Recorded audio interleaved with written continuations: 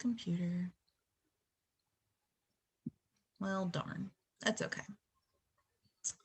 So, as we get started, let's play our happy song. Yay! So we're going to start out with a conversation quite a bit in the beginning, but let's just start with channeling what does happy feel to us. So for me, I feel happy when I can fully just let myself dance and be in the moment fully and just channel the emotions. Often I can transform whatever I'm doing and bring it into the moment. Totally. Larissa, what's happening for you? I am super happy when I can be around color and with my art and get lost in it and not even have to worry about what time it is and just play and create and get inspired by other artists and words and quotes. That's all happiness. That's my happy juice. That is super happy with colors. Like that's what turns it around for me. Good. Yes. And so happy is going to be different for each one of us, but I knocked my video off. Hold on. It's plugged in via USB. Oh gosh, this is gonna, there we go. It disappears. Am I coming back? Yeah, you are. Okay. Oh, you're just a black screen right now. It looks like you're just the proverbial darkness. Oh, there's your picture. Not coming back yet. I keep seeing your picture. There we go. There we go. This is what happens when you record live. So happy is going to be different for each and every one of us, but ultimately happiness is what lights us up. We feel light, we feel free, we feel like we have either passion or purpose, we feel creative, we feel intentional, and we feel in the moment. Okay. Now, happiness, if you read the Happiness Project book, you will find in the beginning, I love how she introduced it. She was like, lots of people have different theories of happiness. Basically, this is some that I pulled off of like the dictionary view of happiness. And it's happiness is that feeling that comes over you when you know life is good and you can't help but smile. Right? Like happiness tends to bring a smile. It's the opposite of sadness. So there's a spectrum of everything. I think there's a happiness zone that we get into. It's a sense of well-being, joy, or contentment. And in yoga, we call this bliss, and not bliss as in like we're blissed out, but bliss as in contentment. And so I wanted to let you know, Elizabeth, that Jennifer said she can't chat right now, but her happy is being disconnected, which she doesn't do often enough. And that is the truth. Like no distractions, just being able to be present in the moment. That's awesome, Jennifer. Well, we had one more person joining. I don't know what happened. We'll see if they come back. All right. So yes, disconnected in the moment. I love that. So like, definitely we seem to have this agreement that it's in the moment. When people are successful, safe, lucky, they feel happiness. And this is one that I really want to address because there's a difference between successful, safe, lucky, and well-being, joy, contentment. And so I really want to point out those here in just a moment. And here we go. Is she coming in? I think we've got one more coming in. I like that last one where it says, no one ever complained about feeling too much happiness. And I totally get that. Like, I do not, like, you can complain about just about everything else, but yeah, I don't think I've ever heard anybody be like, oh my gosh, I'm just too happy today. Yeah, right? No. Now, I have complained before where I was smiling and laughing so much my face hurt, which often is times when I'm with Larissa. What was it? Gosh, it was like our 8th grade graduation, and we're both on stage and we're like, my face hurts. But yeah, so what is your happiness? Melissa, you just joined. Hi. Hey. Hi, Hi. Melissa. Hello. What? Sorry I'm late. You're totally Hey, fine. no worries. Started. I had some camera issues a moment ago. Well, my computer won't pop on, so I'm on my phone, which is not ideal, but I'm here. Okay. So tell us when do you feel your happiest? Honestly, when I'm at a concert. Ooh, yeah. Yeah, like a good concert. We bought tickets for a music festival in September, and just thinking about that music festival in September is all I need. Just the anticipation is all I need. I'm so excited. Oh, Yeah. good. So a good concert. Yeah. Yeah. So because I was like, when I put music on and I start dancing and I let myself be in the moment. So music is definitely one of those big things that causes a lot of happiness for many people. And we think of celebrating and being in these happy moments. We tend to have this dance, this freedom, this expression, this in the moment. So really clarifying that, because this book was all about designing a plan to get happier. And I love that she really said in the beginning, like, that she was happy, but she wanted to be happier. And she really wanted to put that to the test. And I think that is really important, because in a lot of work that I do, I really talk about how if you're in survival mode and scarcity mindset, there's a whole nother level of work that needs to be done to get yourself out of that zone. So she was really coming from this zone of, she wasn't in scarcity, she wasn't in lack, she wasn't in survival mode. She was just in this kind of neutral space in life where she had a lot to be grateful for, but she felt like there was more available. And I love that, because that is really shifting out of this neutral zone and into abundant mindset, where we say, I know there's more. And just like this happiness, like, you can never feel like you have too much happiness. Like, that's abundant mindset. Abundant mindset is saying, like, we don't run out of love. We don't run out of happiness. It's always there. It's always available. It's a matter of us putting ourselves in the game and taking ourselves out. So noticing that, because as we move into kind of this overview of the book and we take on these conversations, there might be some areas of your life where you really do feel happy and gratitude, but maybe you want to take it to the next level.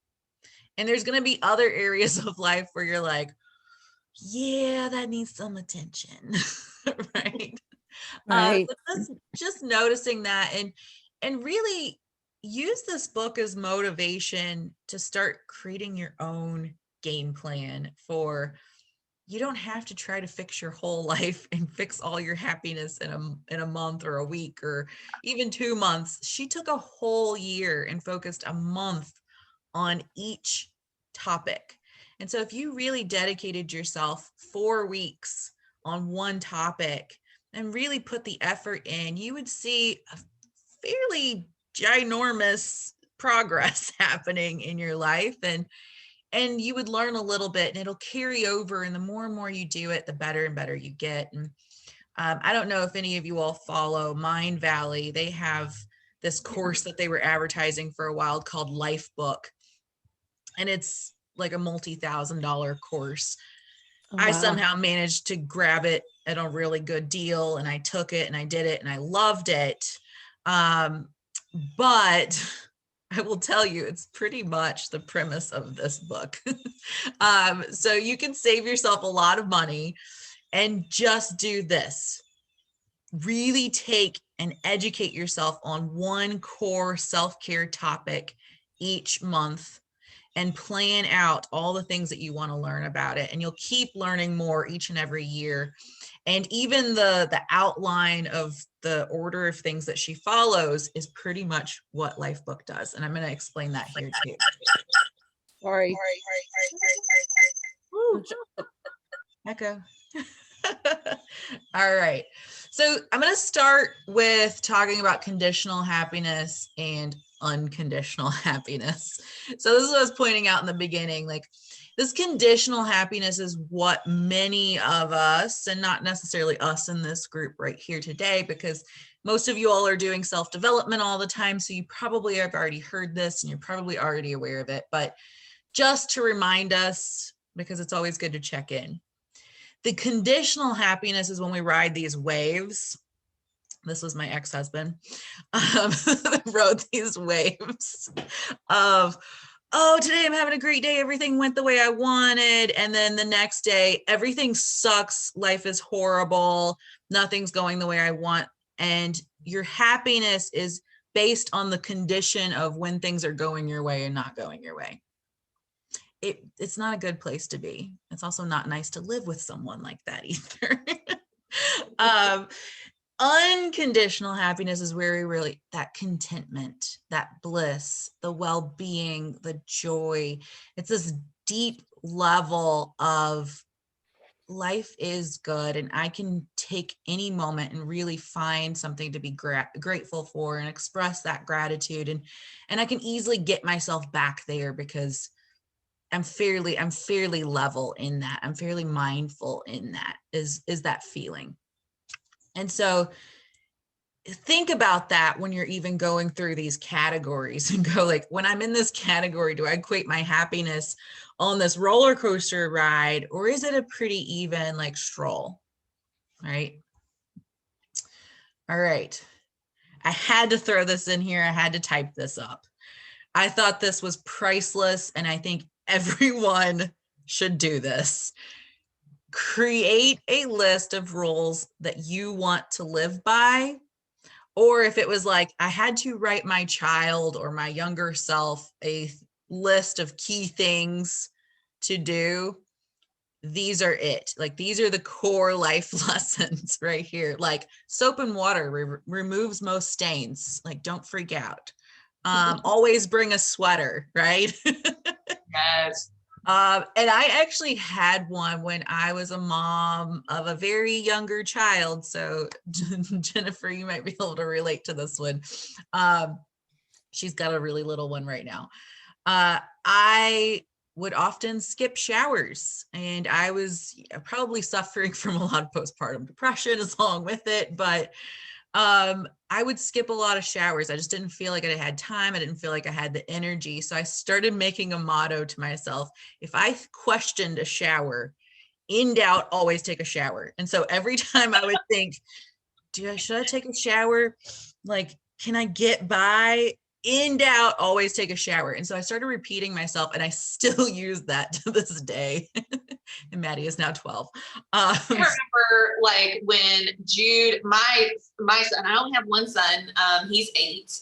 And I remember being pregnant, and the only piece of advice that I took away from that was, babies are made for new parents. Like, babies were created for new parents. And I was like, yes, I freaked out over everything. And I like had to like take a minute and be like, it's okay. Like, new babies and new parents, they're meant to go together. That's why you have, like, that's why you are where you are.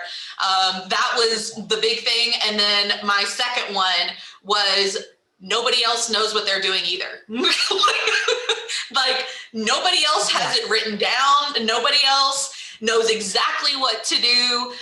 Everybody else is just making it up as they go along and hoping for the best. And I was like, you know what? Yeah, that's what being an adult is to me. Like, just trying something out and seeing if it works. If it doesn't, try again. If it does, hooray. you gotta win for the day.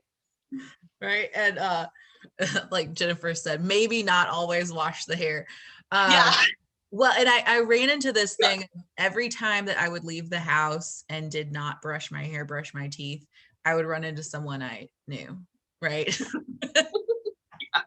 it's like, always do a mirror check before you leave the house. It would, and it would be like just random people I would never in my wildest dreams. And I think this one's also another important one is don't let perfect be the enemy of good, right? Yes. Larry said, Imperfect action, yeah. progress, not perfection. Like that's a huge one. Yeah. And this one kind of goes back to happiness doesn't always make you feel happy. Like you're not always going to have these elated feelings when happy, because again, happiness kind of comes back to contentment. But the main thing I really want to get here is, for one, you know, if any of you other ladies have a really good one that you feel like is one of your core things that you say, like I generally try not to drink coffee after 6 or I'll be up all night. So like I check the clock and I'm like, don't drink coffee after 6. Maybe you have some little ones like that. Shout them out, type them in the chat box. I love hearing these. But if you don't today, like take some time this week and really like start collecting these and writing them down for yourself. And you can even like make like your own 10 commandments and post them on the fridge. And really like check in with yourself. Like, what is it that you are always bickering with yourself about? Because when we're in misalignment, that's when we tend to not be happy. So if you've got some core values and you're going against your own core values, that's the biggest thing in therapy as a therapist. That's the biggest thing that causes disharmony, dis-ease, and unhappiness. Okay. So really checking in with those, and it's kind of fun. All right. Any questions so far? Comments, questions. Okay. So this is the framework of where she goes through. And you can make your own. I think she kind of drifts off towards the end personally in my little book critique. But I think she has a really good start. And even if we could go, you know, our first 6 months and really get into that, it would be a beautiful thing. We would see a lot of progress. But maybe you identify 12 core areas that you really want to work on and spend some time on. So if you could utilize this book and really get some good juice out of it, so to speak, because what often happens with these self-help books is we get a little oomph of motivation from it, and then we need the next self-help book. And really, it's like, what can you put into play? If you could put one core thing into play from each self-help book, how amazing would life be? Like, right. Really. It's the 1% principle that me and you talk about a lot. Just making one different choice a day adds up to 365 different choices over a year. And for me, sometimes that's the motivation that I need. Is just like, oh crap, I ate something I shouldn't have ate on my diet. Well, I can make another choice later, or I can make a better choice tomorrow, or I can drink a big bottle of water now. Like there's lots of other options. Just picking one different choice and like breaking it down to just being one action makes it seem a whole lot simpler than being like, oh man, I got to do 365 things by the time the year is up. I would be doing it December 31st. Like that would be what would happen. And I'd be trying to do it all. Well, and I think that's an important concept of this book too, because most people making New Year's resolutions, right? Because a lot of these are New Year's resolution-ish. There's a tip right there. Don't make New Year's resolutions. Well, you can, but what you should be doing is making a resolution every 3 months. Like you should break it into quarters, because really what we set as a goal for a whole year, we don't do until the last 3 months, if we do it at all. Or only for the first month. Like you get real jazzed. Yeah. So if you said you had 3 months to do it, and this is another book, it's called The 12-Week Year. It's amazing, but it's written by a guy, so it's a little bit more on that masculine side.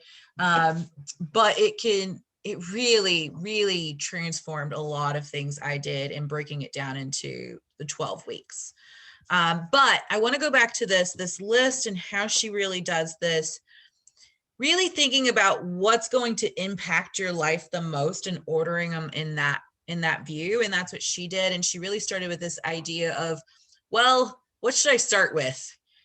I'm going to need energy to do all of this stuff. So I better work on my energy first, which is a smart concept, is so true. And again, this is where that life book course, they do that as well. They say you've got to work on your exercise and your food consumption and really transforming your energy first for that first month so that you can have the energy and motivation to keep going. So what you'll do is you'll kind of carry over the easy things that you acquired from the previous month and you just keep snowballing. So she went for energy and vitality and really working on how can I get the most energy and vitality? Well, the number one best thing that you can do for your health, for your memory, for overall life satisfaction is sleep. So most adults do not get enough sleep and they don't get enough quality sleep. Yeah. Chronobiology, I'm really big on this. The best time to sleep is from 10 p.m. to 2 a.m. That's the best time to sleep. Now, who stays up till 2 a.m.? Not me. I'm such an old lady. Good. No. Good. I am at least in bed by 9 o'clock. Maybe not asleep yet, but I'm totally in bed, snuggled up with my little kitty cat and my hubby. And like that, I totally skipped the whole staying up till 2 a.m. gene. Never hit me. I love my sleep. What were you going to say, Melissa? In the beginning of the pandemic, I would stay up till 2 a.m. because I was focusing on finishing certain series and television shows. But now I am in bed by 10. And if I'm doing really well, I'll get in bed at 9 and read magazines or I catch up on all my newspapers. And that is my happy place. Like, yes. Like I have 2 pillows and I'm propped up. My dog is right next to me and I'm reading magazines and newspapers and until I get it's like your little like bedtime ritual, like getting all snuggly. Yeah. So 10 o'clock is usually the latest I stay up. Good. Yeah, and getting off that technology is a good important point too. Yes. Like the screens will make you stay up longer. I don't even sleep with my phone next to me because it'll be tempting. Yeah. If there's an emergency, hopefully people know not to call me because I love it though. I love it. I wanted to say that Jennifer typed in and she said that we're lucky. I guess that's me and Melissa being in bed. She said, I'm in bed around midnight and up at 2 or 4 with the baby. Girl, we understand. Yes. Totally understand. And I totally sympathize. Yeah. When Jude was little, that wasn't happening. Like that was 10 p.m. was like a wish back then. Like now Jude's 8. Jennifer says it's just a season. At least that's what I tell myself. Yes, girl. It's just a phase. Well, and so when we're babies, we're actually programmed for every 2 hours to wake up. Like our bodies are wired that way. And that's why babies tend to have a 2-hour window and they'll wake up every 2 hours. But we have to actually learn to like self-soothe and get ourselves back into REM. And we eventually train ourselves, that's the like, when were they sleeping fully through the night? We have to train ourselves, and parents, we have to train the baby to do that as well. And I know some adults that have done that where they wake up every 2 hours, and it's because they've gotten back into that survival mode, and they've reverted back to not being able to self-soothe. Was she 2? I think she's 2, isn't she? Oh, how old is your baby, Jennifer?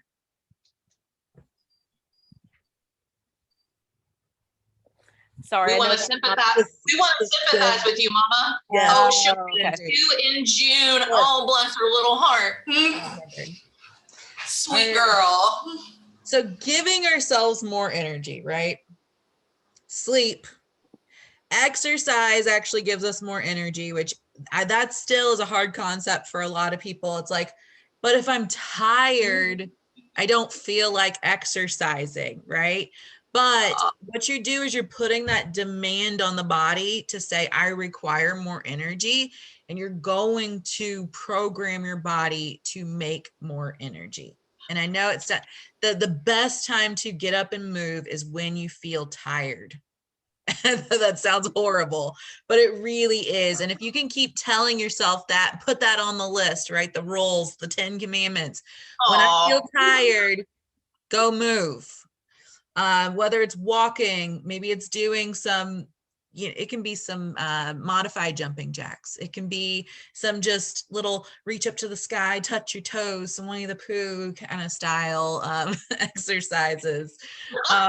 Winnie the Pooh style. What are you trying to say? I know what you mean though. Like, I work from home now. And working from home, here's something that you can use as a tip for time management. I have 2 hourglasses that sit on my desk. Oh yeah. I have one that's for half an hour, and then I have one that's for 5 minutes. And it's just a nice, gentle reminder to, once that 30-minute one is done, to get up and take a break and do something else for 5 minutes.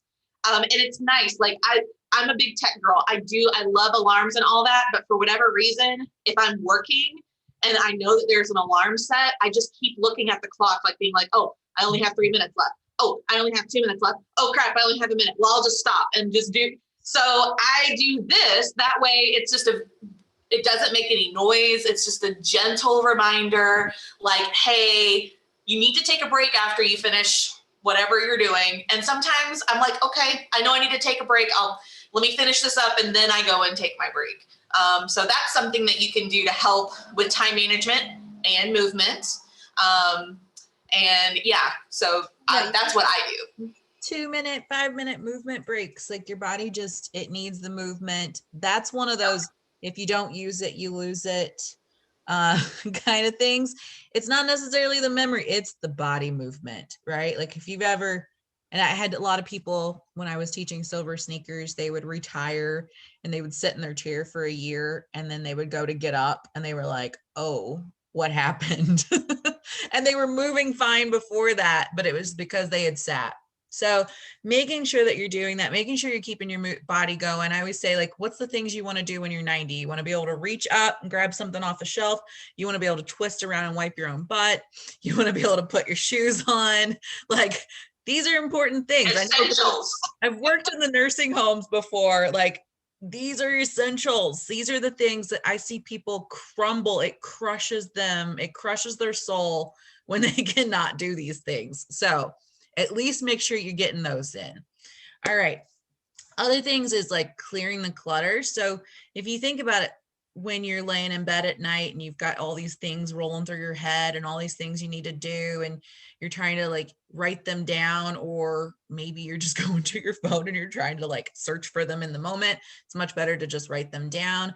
But that same thing applies to your home and your space. Like, we've got to clear the clutter, try to organize it all so that your mind isn't on a million things at one time, so you can actually start to focus. When you can focus, you're going to have more energy. And then I love the one thing she said, just act more energetic.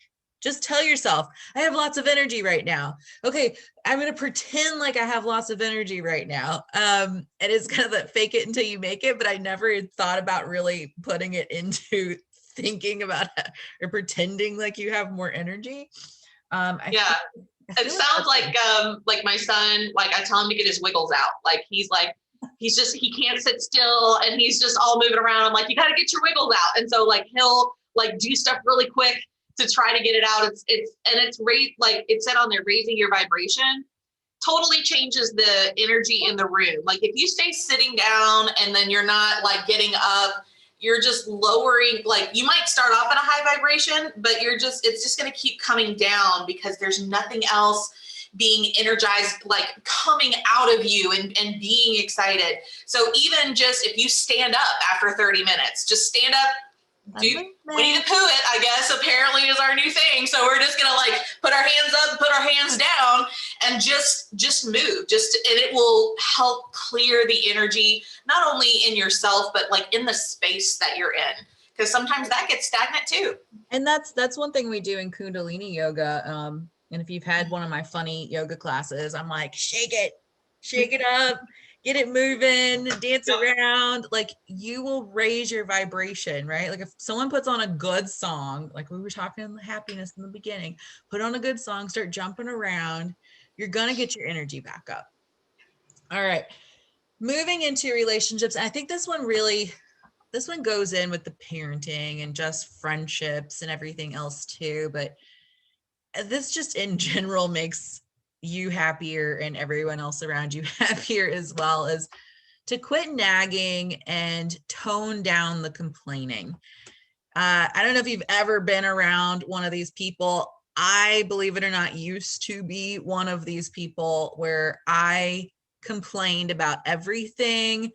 I could compete on how bad my life was because that was all I really saw, because I was so consumed in it that I would complain about everything, nag about everything, blame about everything. So to catch yourself, because if you've ever had a friend like that, like, they're not really fun to be around. They drag you down. We use these expressions, right? They drag us down. Their Debbie vibration Downer. lowers, like, yeah, Debbie Downer. Debbie Downer. I say What are you gonna say, Melissa? those people suck all the air out of the room. Yeah. Yeah. Have you heard energy vampires? Yeah. Have you heard that? Yeah. Yeah. I have that one friend, and yeah, I get it. I feel terrible for her, but she's one of those, like, her life is really good, but all she does is complain. It's Yeah. But yeah. And I even have people that their life really does suck. And my life was like that at one point. Like, it really did suck. But by dwelling on that, all you're doing is inviting more of it in, and you're finding more of it. So really try to find that gratitude, try to find that optimism. You can't escape it. So for anybody that like feels like that, know that you can't escape it. And by allowing yourself to notice this, because sometimes, and I've seen friends that are like this too, where they're a really positive person with everyone else, but when they're with their spouse, partner, and children, suddenly they are completely different. And so it's noticing if that's like that in your relationship. And these other key points is like allowing them to help you. Like, a lot of times it's like, they're not doing it right, I'm just going to do it myself. Allow them to help you, allow them to have a role, allow them to have purpose, allow them to have passion. We want their happiness because it creates our happiness. And showing appreciation, right? Like, we have to teach them, ladies, right? Like, we have to teach them what we want them to do. Well, and another thing, and this is something that I just grew up with. My parents were super big about manners and saying please and thank you and all of that. And I've been married for almost 15 years. I met my soulmate when I was 12 years old, believe it or not. And we grew up, we got married, we have a kid. It can happen. But one of the things that I noticed in the first, like, maybe couple of years of marriage is I stopped saying please and thank you, like, to my spouse. Like, and I would just be like, oh, can you hand me that? Can you get me this? Can you do this? Can you do that? And so one of the things that we made like a little pact about was that, this was way before we had our son, was that we want to be polite to each other. Like, we want to say please, we want to say thank you. And so we're in a huge habit of that. And if you ever meet my son, he most of the time will say please and thank you, just because he sees that happening between me, whether I'm talking to somebody at a store, I'm talking to Elizabeth, I'm talking to my husband. Like, we try to say please and thank you just to make sure that we are being respectful of each other. And I think that that's part of it. Yeah. So this next one it sounds kind of strange. It's called Fight Right. I'm just going to kind of leave this one because I don't want to go down that tunnel too far. But basically, if you've ever had like crucial conversations training, or like how to properly word things, like when or I feel this way. So always starting with I feel. So start with yourself, because anytime we start with you did, it sounds like an attack and they get in defense. So always saying like, I feel this way when you do this, and allowing it to like come from you instead of attacking. Um, and then give proof of your love. If you haven't yet, figure out what each other's love languages are, and make sure that you're catering towards their love language if they have a different love language than you. It's really important to take some time, and like she did this because it was for February and it was Valentine's month and it just seemed right for her. But in all reality, like when we get our energy, then we've got our team, right? This is your team at home, and making sure that your team is well-rounded and together is going to, again, give you the support and energy to keep going and diving into yourself. I love that. Thinking of like your home as your team. I love that. Yeah. All right. So some of these other ones I'm going to breeze through just for the sake of time, and stop me if you need some explanation. I think there's even a raise your hand feature on Zoom now. There is, and there's a reaction and all that good stuff. Yeah. So aim higher. So we all know, right? Like that we want to advance our careers and feel worthy and feel like we have purpose and passion, and saying that, be okay with failure. In fact, many companies like Google and Microsoft, they reward people for trying to think out of the box and failing, because the more failures we can get to, this bigger out of the box thinking we're going to get to. Fake it till you feel it. She's got that thing going in there again.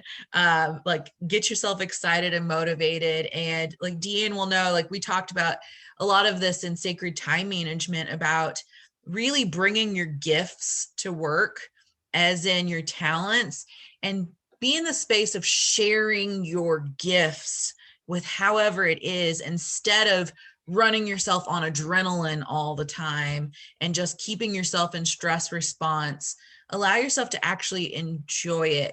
And most of us have probably experienced that at some point, where you used to like what you did and then you got burnt out, and like allow yourself to find the enjoyment in it again. And I love this one little quote. She said, "We seek control in our lives, but the unfamiliar and unexpected are the important sources of happiness," right? Like, oh my gosh, little surprises every once in a while, or a new project. So allowing yourself to feel that.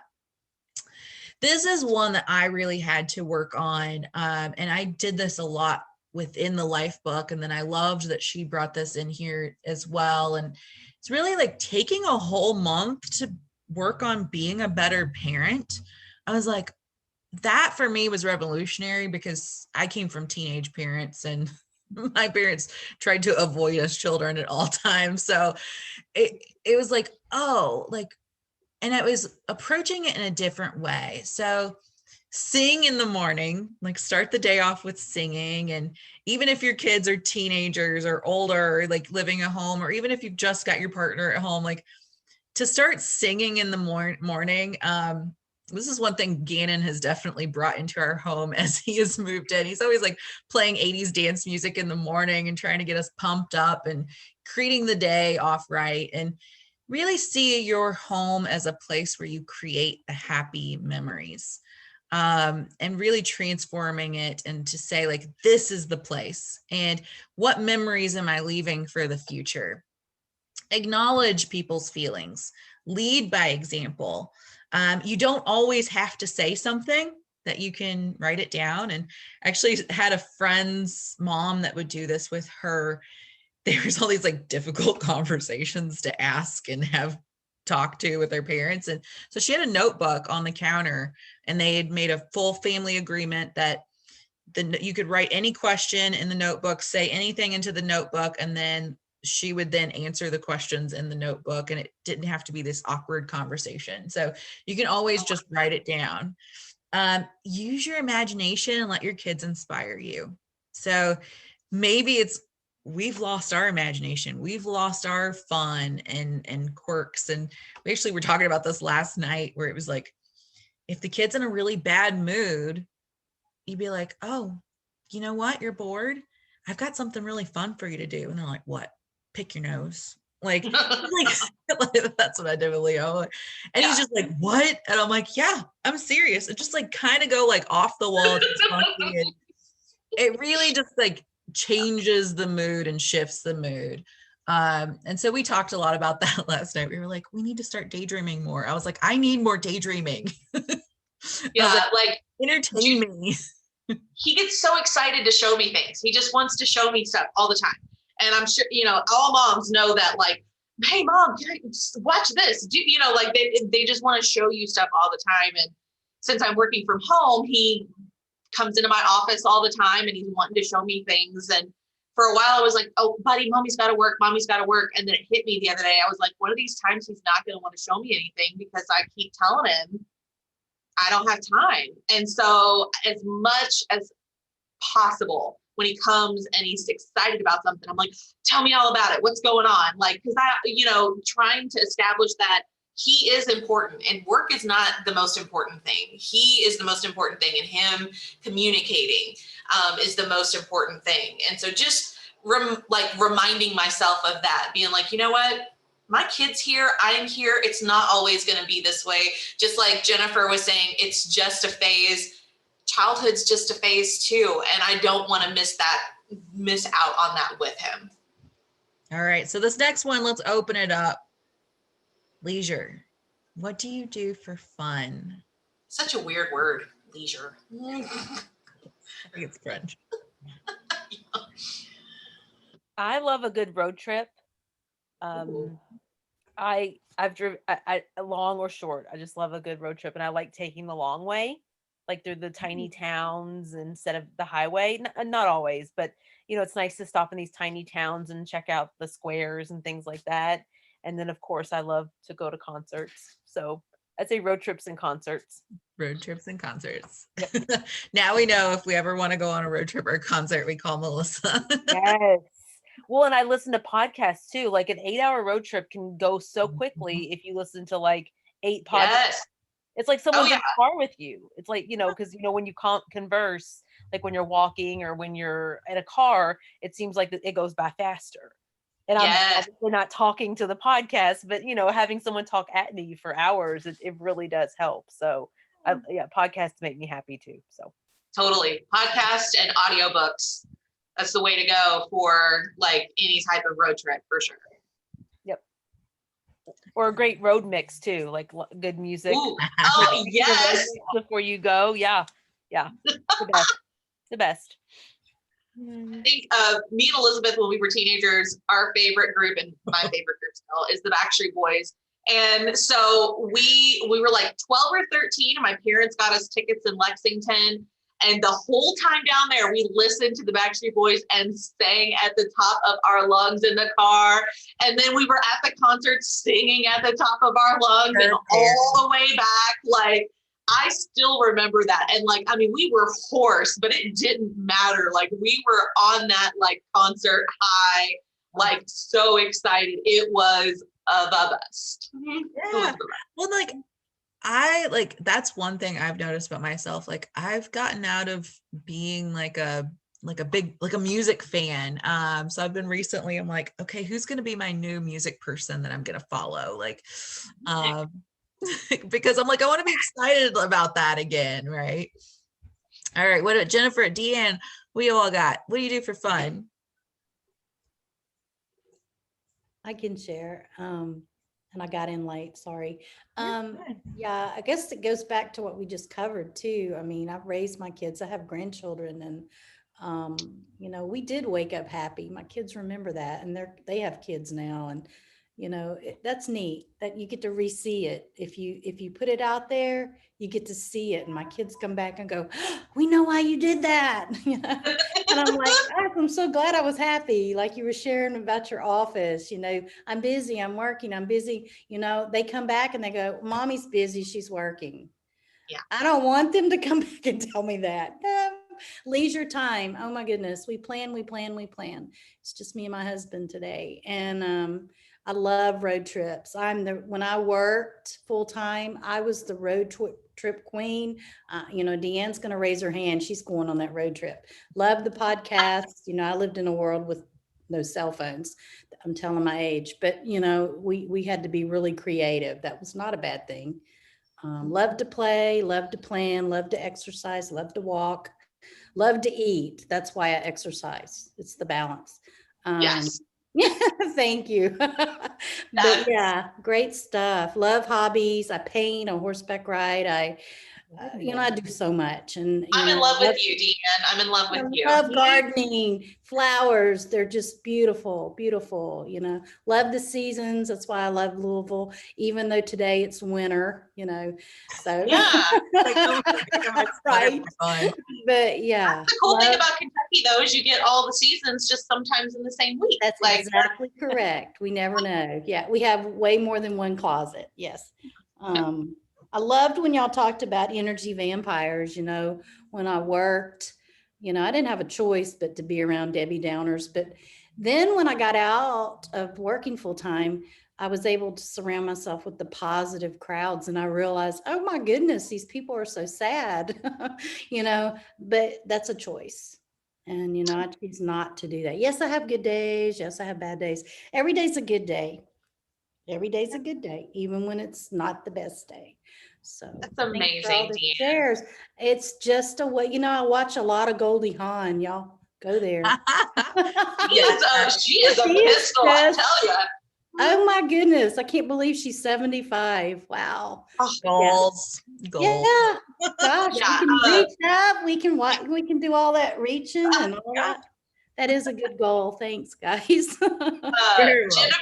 Jennifer chatted and she said that she listens to podcasts in the car. I love road trips, but Little Miss doesn't. Maybe she will one day. At this point, I just want to Netflix and chill an adult show. Same life goals.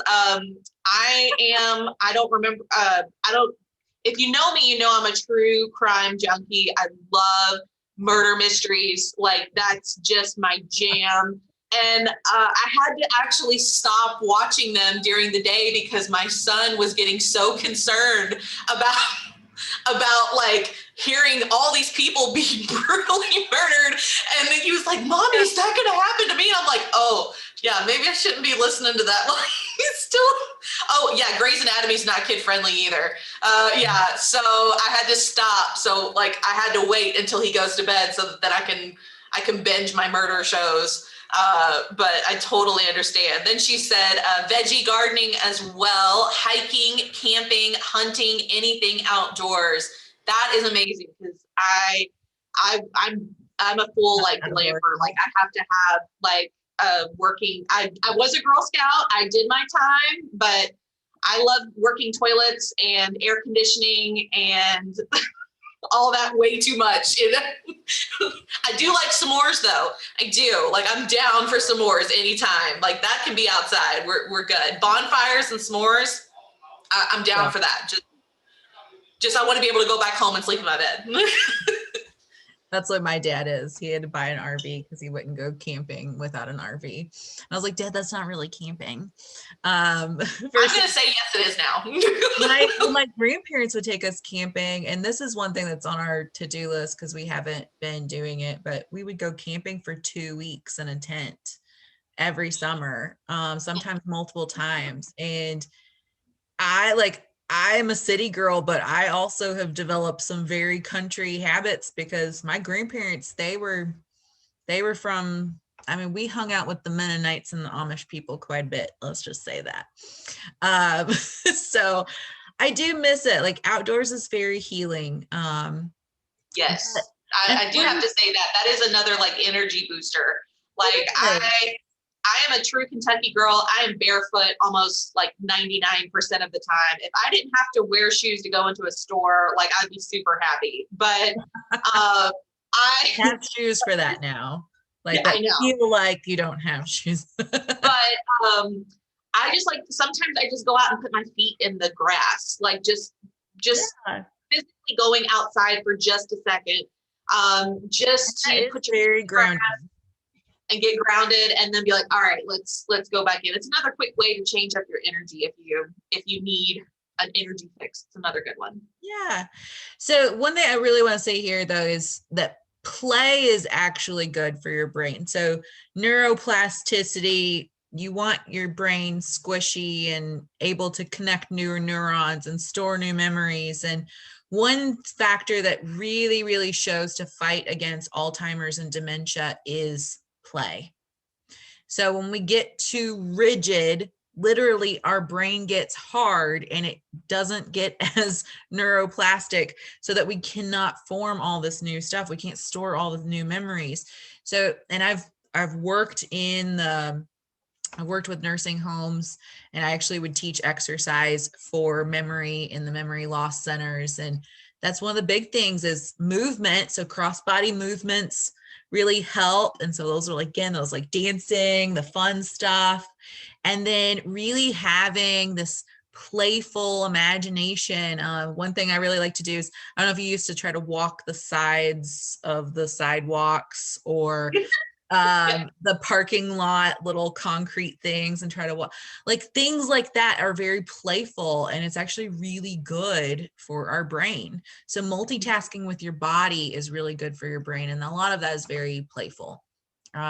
So one thing I would say, like, if you've been at, like, you have a day where you finally have some free time, especially for mamas, and you're like, I don't know what to do on my off day, have a list. Like, start putting together a list of like all the things you wish you had time to do, or you wish you would do when you have a free day, and then have that down, so when that free day comes up, you can go reference that list. Because often what ends up happening is we're just like, I don't know, I just want to zombie out, like I can't think of anything. Allow yourself to go have some play. All right. We know friendship's important. Having community is important. That's why we're here. So I'm just going to mention these real quick. Show up, be there for your friends, have the play dates, remember the birthdays, don't gossip, make new friends and find new ways to make friends, support women, create community, be in community, and then drop little notes, even if it's a little DM or it's a little note in the mail. We are ladies, we know we appreciate it. All those things that you wish someone would do for you, go do it for someone else. Real quick, Miss Jennifer said that she totally does that. She said she makes a to-do list of 4 to 6 things that need to get done during nap time, so I can blitz that and then chill. Good. Yes, that is amazing. I was about to say another tip real quick for trying to find fun things to do is get a jar, get some popsicle sticks, and I love color. So mine are all color coded, but what I did, I gave this to my husband for a Christmas present one year, is that I wrote out like everything that was pink were things we had to do outside of the house. Everything that was blue were things we could do at home. Everything that was green had to do with food.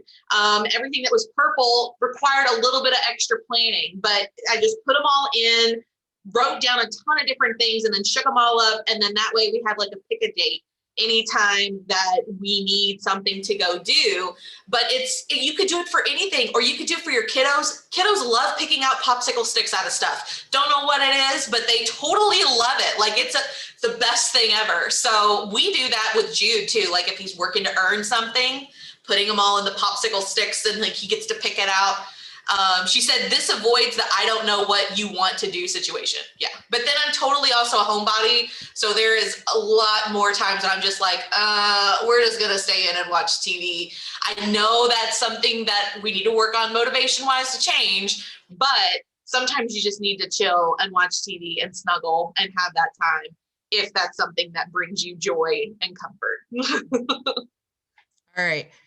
Who feels super confident about money and retirement and investing, right? There are so many books out there, and I will recommend to get a book on this and not go blog searching. Blog searching ends in confusion.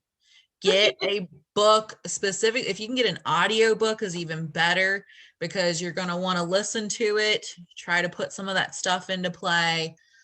But a lot of times we just avoid managing the bank account or learning about retirement because it sounds so boring.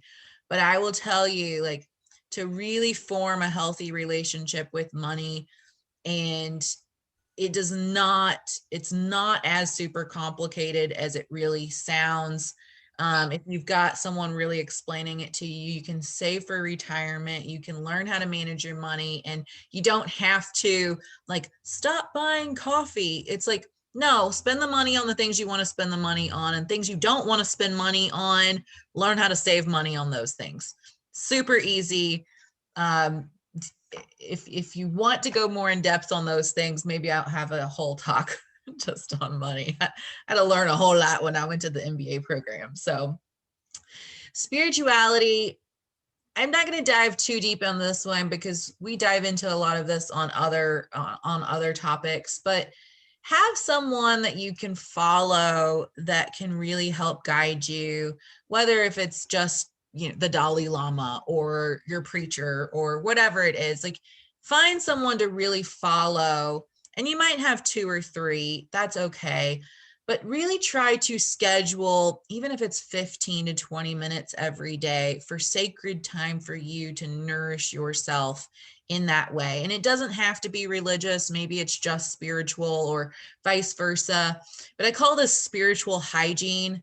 Just like you need to take a shower every day, you need to do your spiritual hygiene every day. Sometimes we have a shower that's 5 minutes, right? Someone take that quickie. Like, your spiritual hygiene can be the same, but you need to do it every day. All right, we already talked about this a little bit. Have time for passion, have time to daydream, have time for your desires. And it's not that you're going to find the time, because you're not. You have to make the time. And to forget about the results, just go after something and just do it to be in the moment. She titled this whole chapter about like books because she's a writer, and that was her dream, was like, I'm going to focus on writing a novel, and I'm going to spend, 30 minutes every day to work on it. And I'm not going to be concerned about the results. It's just what I'm going to show up every day for. Because what you do every day is far more important than what you do every once in a while. All right. All right. So as we conclude, trying to keep us on schedule, I want to respect your time. Big thing, all the ancient texts. I mean, I've read some really ancient texts that are really hard to read. And all of them come back to this one fundamental thing: know thyself. Spend time, make time, create a plan, right? If you're spending the time you showed up today, take it beyond just today. Make a plan.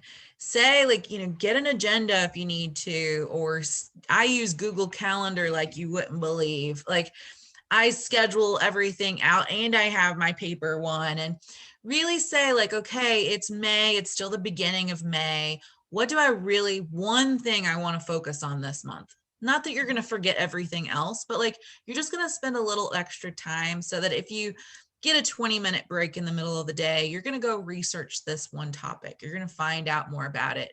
It might be that one thing that's really nagging at you that you really need to fix. Or maybe you're just starting with your fitness or starting with something fun. So you choose what sounds best for you, but try to schedule yourself a year of happiness. And maybe your year of happiness, look, I'll get my spokesmodel. Maybe your year of happiness is doing our book study every month with us. Maybe you want to join us for the Warrior Goddess training this summer. I've got the sacred time management happening like every month or every other month right now too. But you can do it with us. You can do it on your own. By all means, you can totally do it on your own, right? You can follow just like how she did it in this book and make up a game plan and really like say, okay, for the rest of this month, I am focusing on sleep.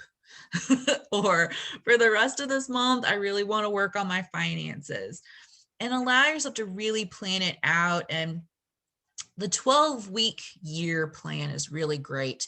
I had this huge list of all these to-do list items that I wanted to do.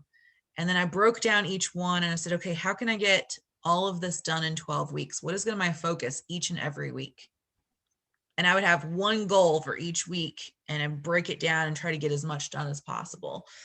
And you can do it. Like if whatever it is that you're trying to reach for and trying to strive for, maybe it is just happiness, or maybe it's some goal that you keep putting off to the side.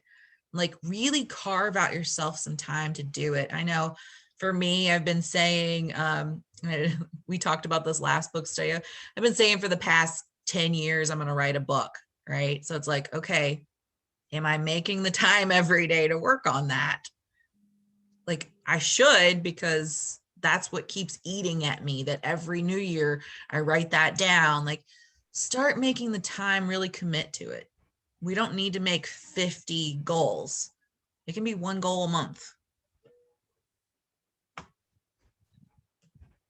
And I'll step off my soapbox. Jennifer, Jennifer also chatted in. She said, the one on my list is Know Yourself, Know Your Money by Rachel Cruz. So I guess this is related back to financials. She says she also listens to the Dave Ramsey show as well.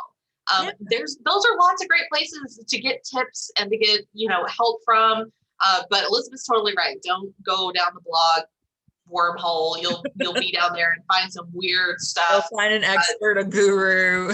Find somebody that's actually written the book or that's known for their financial prowess. I'm not, so I know you all are just wanting to ask me about it, but just I'll give you all kinds of pointers. And I've done it quite a few times. I've even written a course on manifesting money.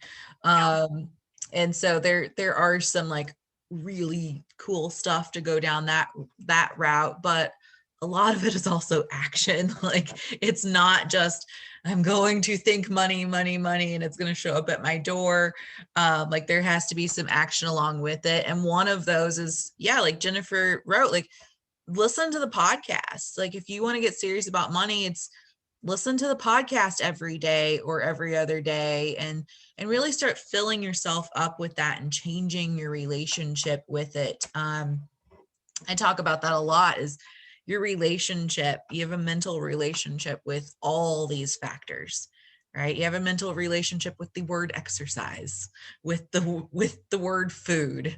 You have a relationship, and literally with the word. Like that word will trigger a response or trigger a certain image or trigger a feeling. And sometimes it's just changing the words that you use. Like I know for money, I had to start saying energy exchange. And the way I'd think about it, I was like, so I make this much an hour. Is that worth that many hours? And I had to start thinking about it differently. Instead of like, oh yeah, I've got the money and I'm just throwing money out and then all of my money's gone, because I did that for a long time. It was, is that worth 2 hours of work? Yes, it is. Okay, I'm exchanging my energy for it. So we're a little bit past 7 o'clock. Is there something that anybody else wants to come forward and share with us, or comments, suggestions, tips, tricks? I will share because my husband's retired and I'm pretty much retired, and it just takes time. You raise your kids, you do the best you can, and you work and you do, you just follow those days. They go by fast, by the way. And when they're gone, it's like, okay, what do we have left? So, it's every generation's different. I do like both of my kids followed Dave Ramsey, and that's been really good for them. They have, managed to stay out of debt. So that's a good thing in this era. But yeah, it took us probably 4 to 5 years to really retire. And it all came about, with planning. And I like what Elizabeth shared about, do it every day and it grows. That is so true. Since the last book study I took out, because I do have a book that I want to write. And it's so funny because I took the notes out. I have notes from years and years. And I put it on the counter where I used to have it somewhere else.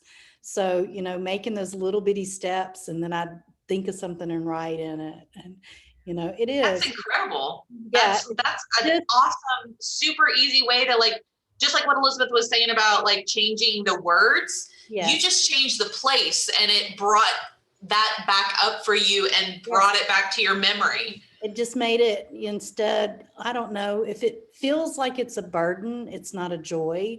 So when you change it, like she said, the word, it made it more fun. It made it not a chore. Because, life can do that. But yeah, great stuff. Thank y'all for sharing. Nice. Yay. I know, I'm so excited. And a year from now, you'll be like, I'm ready to publish my book. You've already got you at least got 2 buyers right here. Yep. I actually had that happen. I had one girl, she was hanging out with me, and I gave her like a free hour coaching call. And before I knew it, like 4 months later, she's like, here's my book, it's published, buy a copy. And I was like, really? I was like, you beat me to it. And I bought a copy. It's somewhere on my shelf. She had a bunch of poems and she put them all together and published the book. Love it. I was so proud. I love it. But yeah. All right, ladies. What is that says when the student's ready, the teacher appears? Yep. Say that every day. I'm like, oh, well, okay, today will be a good day. Yep. What about you, Melissa? What do you think you're gonna work on? Decluttering. Yeah. Decluttering is my big thing. That's my jam. I love decluttering. Yeah, Larissa's the one to get with on that one. Really? Oh my gosh, girl. Yes. I am the decluttering queen. I that in a few months, get rid of it. Yes. Oh man, I am so not, but it takes a while to get there. And my mom is actually I would say she's an organized hoarder. So I did not have any attachments to stuff. Like I did severely have it when I was really young, but as I got older, and especially the first big house move that I did, that got me out real quick. Like I was like, we're not moving this stuff again. We're not doing this again. And I legitimately go through my house almost all year long and just get things out. She's also an interior decorator by trade. I am. But it's, for me, it's a mental thing. I can't have an office that has clutter. I don't know what it is. For me, I'm anxious enough and I just don't like stuff just causes, I don't know, like an energy for me. I just can't handle. So I am always. Oh, it makes a huge difference. Cleansing. When I moved, I literally just took what I needed and I left the rest and it all went into a dumpster and I just didn't look back. I was like, I'm only going to take what I need. Oh and that was Jennifer, the best time. Jennifer says she's in a decluttering stage right now. Go girl. She said, I have too much crap.